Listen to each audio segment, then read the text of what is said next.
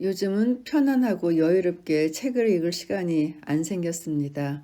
마음이 불편했기 때문이에요. 미국이 이란을 침공한 이래 전쟁 소식은 아침 저녁으로 다르고요. 경제는 점점 어려워지는 게 느껴집니다. 그런 중에 친한 친구가 건강에 이상이 있다는 소식을 들려왔습니다.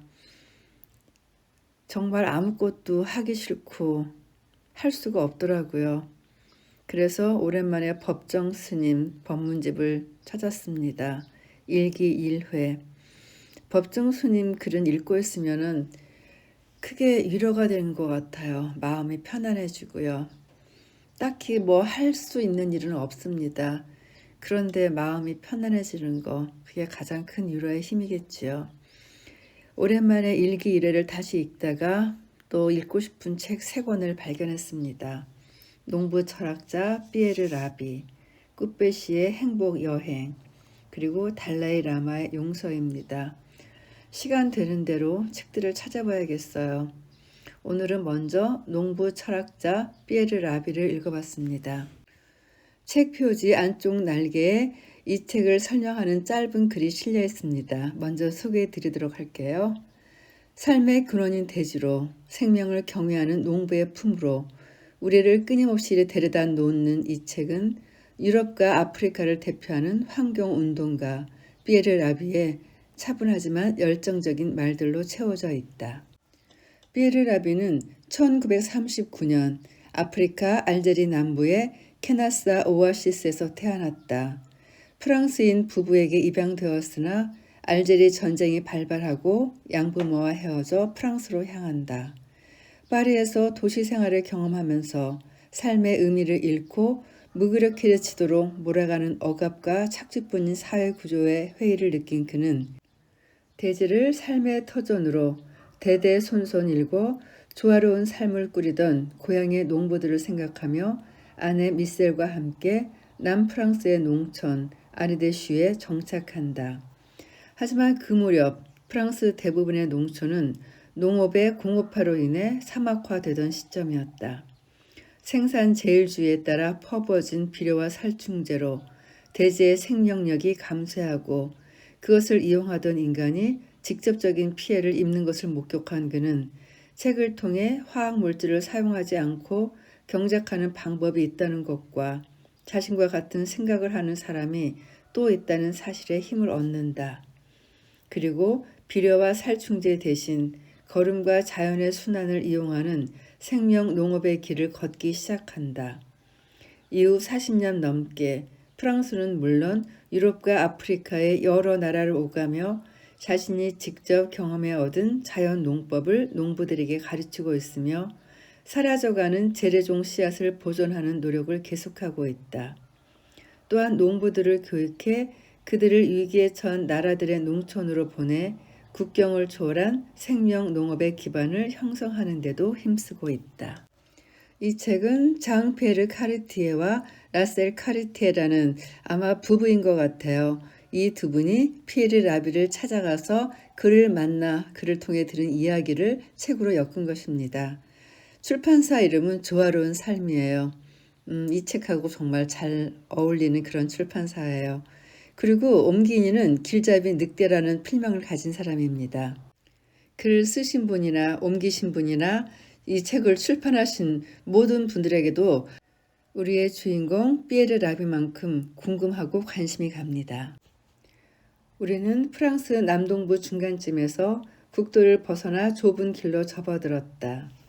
그 길을 따라 1km 정도 달리자 갑자기 급격한 커브길이 나타나고 믿을 수 없을 정도로 가파른 길이 이어졌다.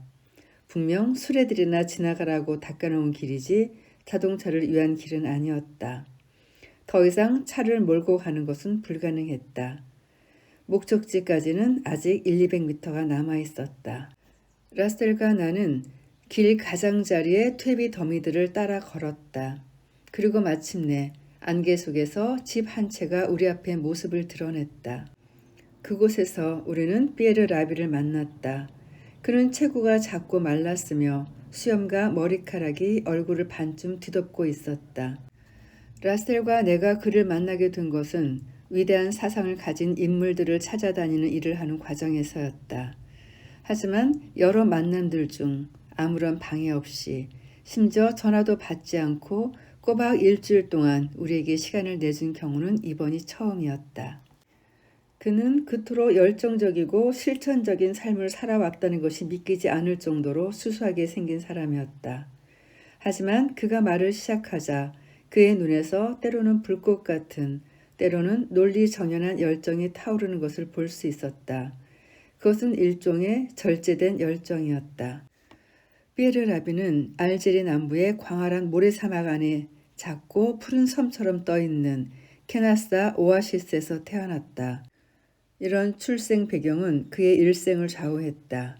그가 그 오아시스에 대해 노래하듯 말하는 것을 들어봐야 한다. 그의 눈에 오아시스는 하나의 기적이다. 그는 오아시스와 사막에 대한 아름다운 산문집 석양이 받침에서 이렇게 말한다. 그곳은 나를 자신만의 풍요로운 세계로 데려다준다. 황혼의 신이 술에 취한 듯 몽상과 게으름에 빠져있는 그 오아시스로. 그때 사물들은 끝없는 기다림 속에 매달려 정지한 듯하다. 사막의 광대함은 우리를 침묵에 빠뜨리고 인간의 집들을 깊은 명상에 잠기게 한다. 첫날 이유는 모르겠지만 나는 피에르 라브에게 나무에 대해 말해달라고 부탁하고 싶어졌다. 마치 책의 본문에 들어가기에 앞서 쓰는 서문처럼 때로는 본문보다 서문이 더 주제에 가닿는다.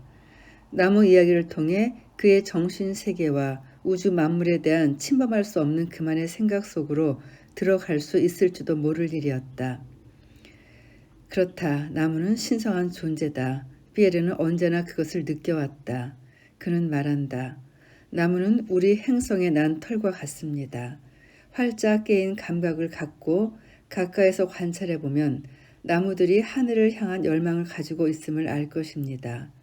그것은 태양의 에너지를 받기 위한 행동입니다. 이 우주 안에서 지구는 여러 가지 방법으로 외부와 소통할 수 있습니다. 나무는 그중 가장 확실한 방법입니다. 나무는 단지 섬유질로만 이루어진 것이 아니라 산소와 이산화탄소를 발생시키는 생리학적인 요소들로도 구성되어 있습니다. 나무 안에는 마술과도 같은 일을 벌이는 살아있는 존재가 있습니다. 나무는 대지와 하늘을 연결시키는 역할을 합니다. 또한 나무는 대지를 보호합니다. 우리가 나무를 보호해야 하는 이유가 여기에 있습니다. 나무는 거친 생활 환경을 부드럽게 가라앉혀 줍니다. 대지가 사막처럼 벌거숭이가 되고 나무를 보호하는 잎사귀들이 사라지면 대지는 금방 황폐한 침식작용을 겪게 됩니다. 나무는 하늘을 향해 일어서는 대지의 일부분이라고 나는 덧붙여 말합니다. 나무는 이 세상에서 가장 아름다운 창조물 중 하나입니다. 나무는 살아있는 존재입니다. 조용히 침묵만 지키는 것 같지만 나무는 노래도 할 수 있습니다. 바람에 나뭇가지가 흔들리며 내는 소리와 새들의 지저김이 곧 나무의 노래입니다. 그 노래는 인간에게 큰 기쁨을 줍니다. 나무는 또한 자신에게 상처를 주는 요소들에 민감하게 작용하며 화를 낼 수도 있습니다. 나뭇잎을 자세히 들여다보면 그것은 잎의 끄트머리까지 생생히 살아있음을 알 수 있습니다. 나무는 이처럼 존재의 끝까지 살아있습니다. 또 겨울이 되어 잎이 모두 지면 나무의 속 모습을 볼 수 있습니다. 그건 역시 아름답습니다. 개인적으로 나는 봄의 나무의 연초록빛을 바라보는 것을 좋아하고 여름에는 정열로 가득한 모습을, 가을에는 불타는 듯한 색조를, 그리고 겨울에는 나무들이 검소해지는 모습을 보는 것을 좋아합니다. 잔가지 하나하나까지 속속들이 나무의 형태를 감상하는 일은 특별히 즐겁습니다. 겨울 나뭇가지들은 마치 폐의 모양과 같습니다. 나무들은 우리 지구 행성의 폐가 아닐까요? 언젠가 비행기를 타고 사막 위를 날면서 나뭇가지처럼 갈라져 나간 길들을 본 적이 있습니다. 그 길들에서 나는 나무의 줄기와 잔가지들을 볼 수 있었습니다. 아름답고 상징적인 의미를 지닌 풍경이었습니다.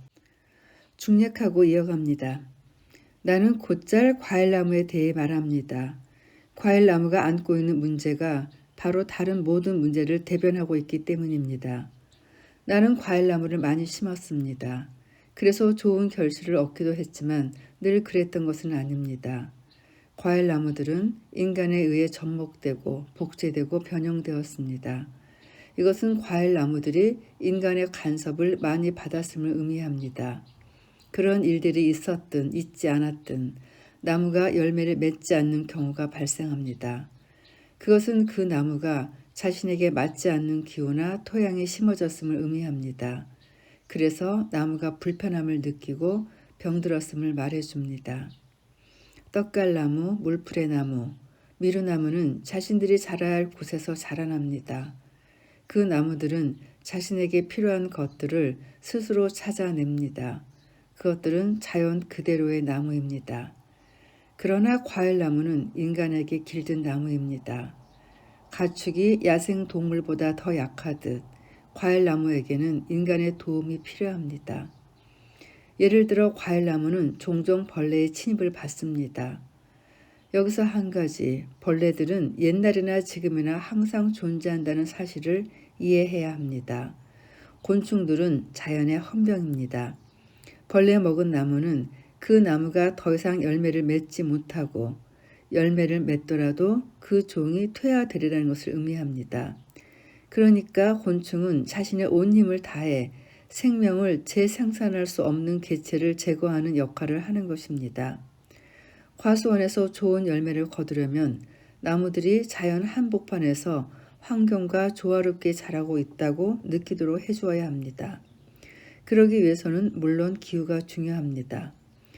귤나무를 추운 지방에 심지 않듯이 말입니다. 그중 무엇보다도 중요한 것은 흙과 일조량입니다. 과일의 맛이 예전만 못함을 자주 느낍니다. 나무들이 어쩔 수 없이 자신들과 맞지 않는 장소에서 자라며 그 환경에서 억지로 과일을 만들도록 강요당했기 때문입니다. 또한 나무들을 화학약품으로 끊임없이 살균했기 때문입니다. 이 모든 잘못된 일들을 바로잡기 위해서는 나무가 엄연히 살아있는 존재이며 인간의 생존을 위해 꼭 필요하다는 사실을 깨달아야 합니다. 나무에게 해를 끼칠 때마다 우리는 우리 자신에게 해를 입히는 것입니다. 나무 한 그루를 베어낼 때마다 곧 우리 자신에게 도끼를 들이대는 것입니다. 눈에서 비늘을 떼어내고 나무의 아름다움을 바라볼 수 있어야 합니다. 이렇게 시작부터 나무에 대한 긴 대화가 이어졌답니다. 앞서 잠깐 이야기했듯이 피에르 라비는 오아시스에서 태어났지만 프랑스인 부부에게 입양되어 프랑스에서 교육받고 자라납니다. 그렇게 해서 사막의 아이는 홀로 거대한 도시 한가운데 서 있게 되었다. 그때의 삶을 이렇게 회상합니다. 나는 자주 오아시스를 떠올렸습니다. 그곳이 그리웠습니다. 내가 사막에 남았다고 해서 더 많은 운이 따랐을 거라고는 믿지 않았습니다. 내가 그곳에서 알고 지내던 사람들은 가난했습니다. 나 역시 가난하긴 마찬가지였습니다. 하지만 적어도 오아시스에 사는 사람들은 회사 안에서 나를 둘러싸고 있는 사람들처럼 인간성을 상실하지는 않았습니다. 그 무렵 나는 노동의 피로와 싸우며 많은 양의 책을 읽었습니다. 그리고 대중을 위한 철학 강연을 들으러 가곤 했습니다. 그것들을 통해 나는 독학자로서 내가 가졌던 사회에 대한 물음들에 도저히 답을 얻을 수 없을 것만 같이 여겨지던 그 물음들의 본질적인 해답을 얻었습니다. 나는 다른 사람들에게 필요한 인간이 되고 싶었습니다. 자신들의 정신이 상처 입었음을 조금도 자각하지 못하고 내 주변에 살고 있는 이 모든 정신병자들에게 도움이 되는 삶을 살고 싶었습니다. 그러다가 갑자기 우울한 세상에 태양이 빛을 비추었다. 그에게 빛을 비춘 사람은 바로 미셸이었다. 피에르와 미셸 두 사람은 되도록 빨리 결혼을 하기로 마음먹었다. 그리고 그들은 자신들이 살고 있지만 싫어하는 세계 안에서 아이들을 낳아 기를 수 없다는 생각에 서로 동의하게 되었다. 문제는 그들이 자신들의 꿈을 이루는 데 필요한 돈을 조금도 가지고 있지 않고 아이가 곧 태어나기로 되었다는 것이었다. 어느 날 그들은 피정 예배에서 설교를 하던 파리 카톨릭 대학의 교수 신부에게 자신들의 계획에 대해 말문을 열게 되었다. 그리고 처음으로 두 사람은 자신들의 말에 귀 기울여주는 사람을 만났다. 그들에게 신부가 말했다. 당신들에게 도움을 줄 수 있는 사람 2명을 알고 있습니다. 두 사람 모두 아르데슈에 살고 있는데 한 명은 누에치는 사람이고 다른 한 명은 시골 의사입니다. 그들은 분명히 당신들이 걸으려는 길에 관심을 가질 것입니다. 의사 피에르 리샤르와는 첫 만남에서 우정을 느꼈다. 피에르 르샤르는 두 사람의 꿈을 이해했고 또 좋아했다. 피에르 라비의 표현에 따르면 그는 확신에 넘치는 환경 생태학자였다. 사막화가 진행되던 그 지역에서 그는 그때까지 그곳에서 살고 있는 시골 사람들을 돕기 위해 언제나 일할 준비가 되어 있는 사람이었다. 리샤르 박사는 두 사람의 결혼식을 주선해 주기도 했다. 산속의 외떨어진 14세기 교회에서 성모상의 보호 아래 치러진 결혼식은 아름답고 감동적이었다. 그들은 같은 가치를 나누며 둘이 함께 보존된 자연의 가슴에서 펼쳐나갈 단순 소박한 삶을 열망했다. 그래야 두 사람은 같은 책들을 읽고 같은 영적인 기류에서 함께 성장했다. 피에르와 미셸은 자신들에게 가장 중요한 것이 의식의 성장이라는 데 동의했다. 우리가 피에르 라비에게 신에 대한 의견을 말해달라고 했을 때 그는 잠시 망설였다. 그리고는 말했다. 나는 언제나 종교에 관심이 있었습니다. 그리고 그것은 그렇게 놀라운 일이 아닙니다. 내가 회교 신자였으며 또 기독교 신자였다는 것을 기억할 겁니다. 나는 성경과 코란 그리고 탈무드를 읽고 깊이 이해했습니다. 그리고 나는 곧 그 종교에 대해 오해가 있다는 것을 알았습니다. 회교도와 유대인, 기독교인들 사이의 분쟁을 보면서 나는 그들 사이에 있는 오해의 씨앗들이 무엇인지 깨달았습니다. 예루살렘에서 어떤 일이 일어나고 있는지 보십시오. 그곳에서 벌어지고 있는 것은 다름 아닌 종교 전쟁입니다. 그것을 인정하고 그 전쟁이 오해에서 빚어졌다는 것을 알아야 합니다. 그렇기 때문에 나는 신의 이름조차 입 밖에 내기가 어렵습니다. 나는 언제나 마이스터 에크하르트를 좋아했습니다. 에크하르트는 독일의 신비주의 사상가며 영성가입니다. 그는 늘 우리를 말로 닿을 수 없는 어딘가로 데려가기 때문입니다. 그리고 그곳에서는 신에 대해 말할 필요가 하나도 없기 때문입니다. 매일매일 일상을 사는 것으로 충분합니다. 믿음을 가지고 직감을 느끼는 것으로 충분합니다. 종교인이 된다는 것은 관계를 맺는다는 것 외에 다른 아무것도 아닙니다. 나는 늘 기적에 대한 말을 들어왔습니다.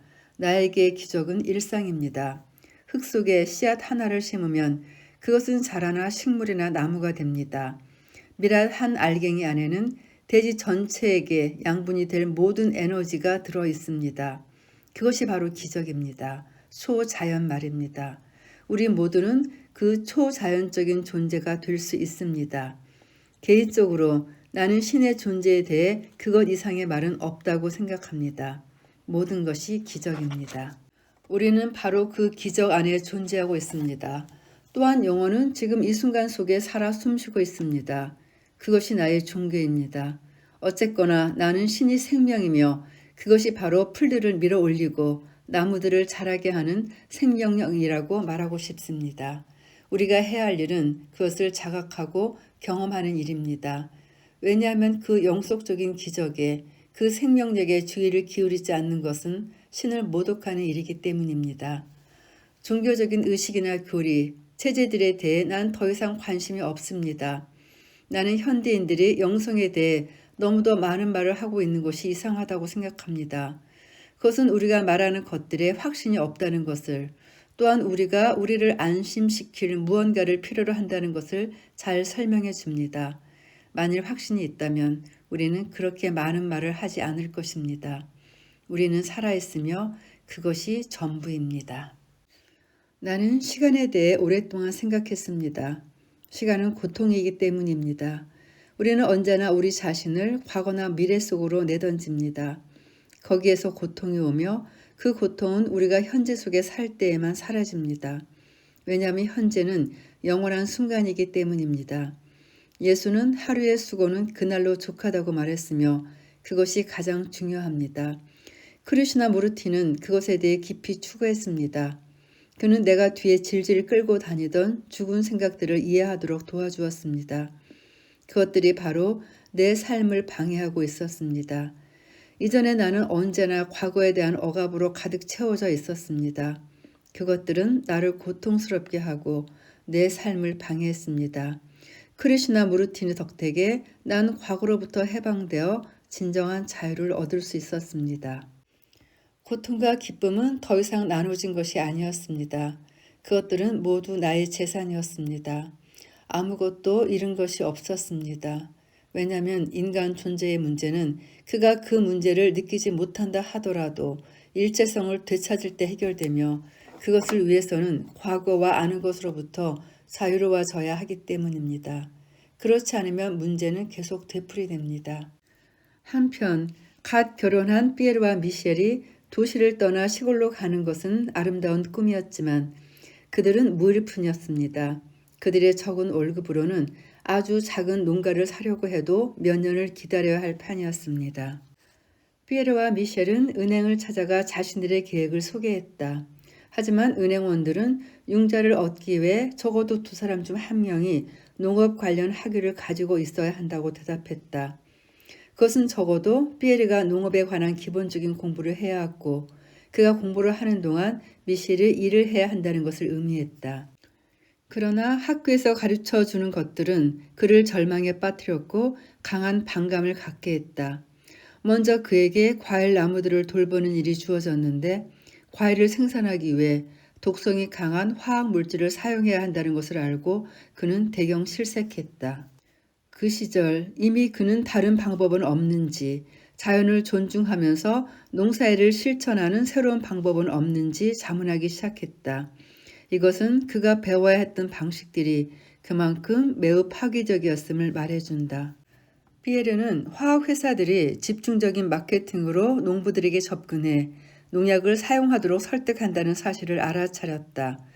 피에르는 그들의 상업 전략에 대해서도 공부했다. 농업 기술자들이 더욱더 높은 생산성을 약속해주는 화학 제품들을 찬양하는 필름을 보여주는 모임들에도 참가했다. 그런 식으로 농부들조차 알게 모르게 산업화의 물결 속에서 자신들의 뿌리를 잃어가고 있음을 눈으로 확인할 수 있었다. 또한 그는 농촌 인구가 빠르게 감소되고 있음을 확인했다. 한 세기 전부터 산업은 임금이 싼 풍부한 노동력을 필요로 해왔습니다. 그것은 농촌 인구를 흡수해갔고 남아있는 농부들에게 화학 비료와 살충제, 우량 종자, 기계 농업을 받아들이게 했습니다. 그리고 화학과 기계 농업을 동시에 받아들이면서 한 명의 농부가 6, 10, 20, 30명의 사람들을 그리고 이어서 더 많은 사람들을 먹일 수 있게 되었습니다. 그런 식으로 수천 명의 농촌 인구가 사라졌습니다. 산업화라는 단 한 가지 목적만을 위해 아직도 계속해서 사라지고 있습니다. 꿈은 조각나고 피에르는 절망에 빠졌습니다. 그리고 그것에 대해 자주 친구 리샤르 박사에게 말했습니다. 어느 날 그가 나에게 책 한 권을 소개해 주었습니다. 그 책은 나의 모든 것을 바꾸어 놓았습니다. 파이퍼라는 사람이 쓴 그 책의 첫 페이지에는 루돌프 슈타이너의 사진이 실려 있었습니다. 그 이름에 대해 나는 아무것도 몰랐습니다. 그러나 책을 한 장 한 장 넘기면서 나는 흥분을 감추지 못했습니다. 파이퍼는 자신이 생체 동력학이라고 부르는 원리들을 발전시켰습니다. 그의 모든 말은 미국의 600헥타르의 땅에서 그가 직접 했던 실험을 바탕으로 한 것이었습니다. 내 생각이 옳았습니다.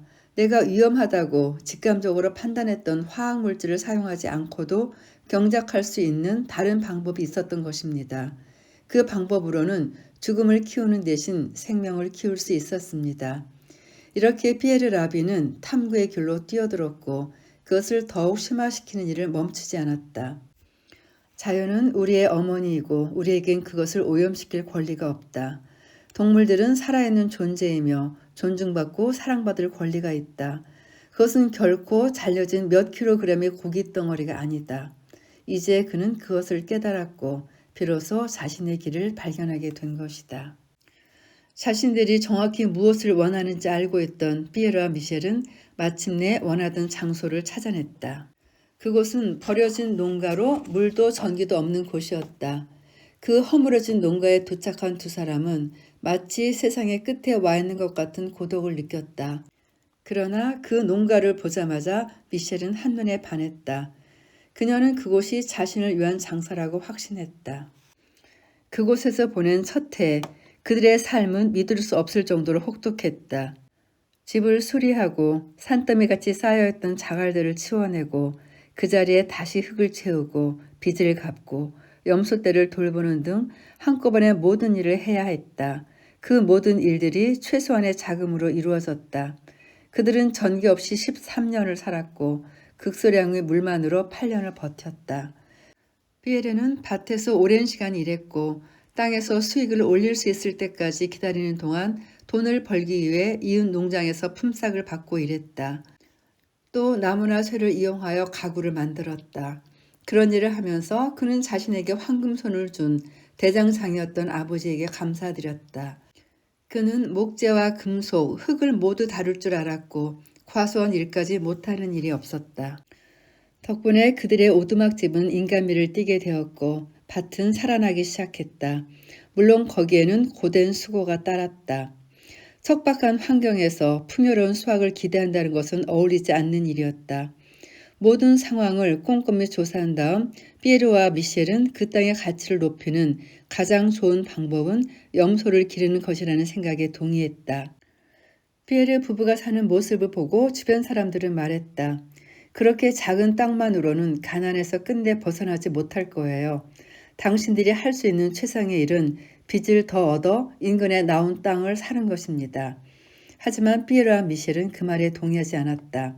그 무렵 두 사람이 바란 것은 자신들에게 가장 어울리는 것일 뿐 그 이상은 아니었다. 우리가 처한 상황을 우리 스스로의 힘으로 다스리고 가능한 한 모든 일을 우리 손으로 해결하는 것이 우리에게 가장 어울렸습니다. 미셸과 나는 고되게 일만 하며 살고 싶지는 않았습니다. 우리는 다른 일들을 할 시간, 아이들을 키우고 음악을 연주하는 등의 여가를 갖고 싶어 했습니다. 진정으로 살아있는 시간 말입니다. 우리는 언제나 여러 가지 활동을 하는 것이 좋다고 생각했습니다. 하나의 일을 중심으로 그 주변에 여러 개의 일을 갖는 것 말입니다. 우리에게 가장 시급한 것은 자급자족이었습니다. 그래서 우리는 채소밭과 과수원을 갖게 되었습니다. 땅이 메말라 있기에 적지 않은 고생을 했습니다만 곧 채소와 곡물 그리고 과일을 얻을 수 있었습니다. 그것 말고 우리 식구들에게 건강에 좋은 식량과 가능한 만큼의 풍요로움을 약속해 줄 수 있는 다른 방법은 없었습니다. 안정적으로 월급을 받아 먹을 것을 슈퍼마켓에서 사는 것이 더 나았을지도 모릅니다. 수익성이라는 관점에서 보자면 그것이 낫습니다. 하지만 수익성이 삶의 전부는 아닙니다. 우리처럼 흙에서 일하는 사람들은 단지 생산을 위해서만 일을 하지 않습니다. 흙에서 일한다는 것은 삶의 기술을 가꾸는 것이고 우리 자신이 밭과 자연 그리고 계절에 연결되어 있음을 느끼는 것입니다. 이런 대목을 만나면 왜 법정 스님이 이 책을 소개했는지 이해가 됩니다. 그렇다. 그는 행복하다. 피에르 라비가 행복하다는 것은 눈에 보인다. 피에르는 우리에게 채소밭과 과수원, 곡물들을 재배하는 땅, 그리고 언제나 미셸의 영역이었던 염소 우리를 보여주었다. 피에르와 미셸은 대지가 테크노크라트들이 생각하는 것보다 훨씬 풍요롭다는 것을 입증했다. 여기서 테크노크라트를 잠깐 설명을 해드릴게요. 과학적 지식이나 전문적 기술을 소유함으로써 사회 또는 조직의 의사결정에 중요한 영향력을 행사하는 사람들이라고 합니다. 두 사람이 사랑하는 시골 마을 아르드슈에 정착한 이래로 많은 젊은이들이 히피라고 불리는 많은 이들이 그 지역을 찾아왔다. 그는 자신이 탐구해 얻은 실제 지식이 그들에게 이용하게 쓰이기를 바랐으며 많은 조언을 아끼지 않았다. 40년 전부터 피에르는 자신의 땅을 일구며 자신과 미셸의 꿈이 실현 가능한 것임을 증명해왔다. 피에르가 수업에서 제안한 것을 다음과 같이 간추려 말할 수 있다. 첫째로 의식혁명이다.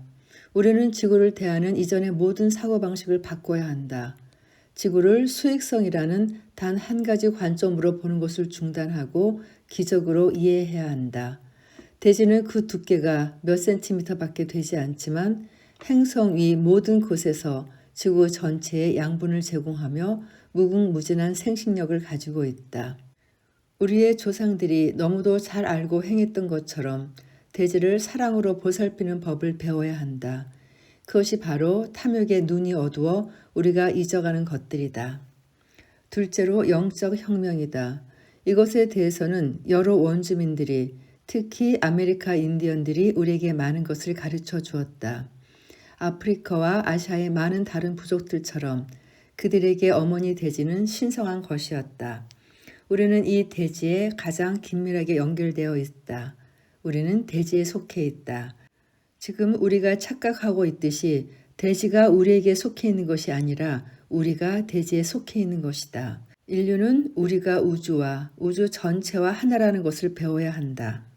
셋째로 기술의 혁명이다. 우리가 이 책에서 보게 될 것처럼 언제나 더 많은 양을 생산하기 위해 땅을 오염시키고 동시에 인류를 오염시키는 방법 말고 조화로움 속에서 땅을 경작할 다른 방법이 존재하기 때문이다. 물론 이 작은 책 속에서 피에르 라비의 가르침에 대해 모두 말한다는 것은 불가능한 일이다. 그러나 지금부터 이어질 다음 장들은 한 열정적인 인간이 농업의 인간화를 위해 그리고 대지가 자신의 존재의 가치만큼 존중받고 사랑받을 수 있도록 하기 위해 노력해온 이야기들로 채워진다. 오늘도 녹음이 조금 길어져서 여기서 잠깐 멈추고요. 다음 시간에 그 다음 내용으로 이어가겠습니다. 오늘도 긴 녹음 들어주신 분들께 감사드립니다.